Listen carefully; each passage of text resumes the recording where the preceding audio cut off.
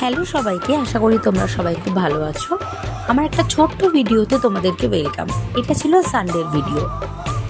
সানডেতে আমাদের বেরোনোর প্ল্যানিং ছিল, কিন্তু কি করব বা কোথায় যাব এরকম কোনো এক্স্যাক্ট প্ল্যান ছিল না। বাড়ি থেকে জাস্ট বেরিয়ে গেছিলাম যে লাঞ্চ বাইরে করব। বাড়ি থেকে বেরিয়ে স্ট্রেট আমরা আগে অ্যাক্রোপলিস গেছিলাম। ওখানে গিয়ে গাড়ি পার্কিং করে লিফটের দিকে যাচ্ছি।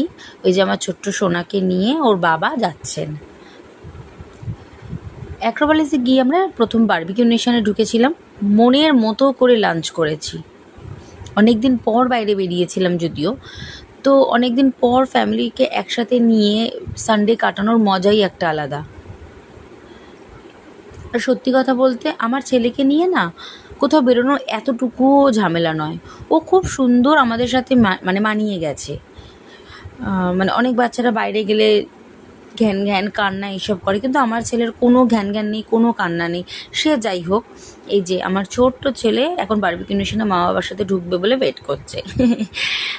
তো এখানেই শেষ ছিল না আমাদের সানডেটা। আমরা এখান থেকে বেরিয়ে স্ট্রেট গেছিলাম ব্র্যান্ড ফ্যাক্টরিতে, মানে আমাদের শপিংয়ের জন্য। তো ওখান থেকে আমরা অনেক শপিং করেছি, কিন্তু শপিংয়ের কোনো ভিডিও আমি নিইনি, কারণ ভিডিওটা আমি বড় করতে চাইনি।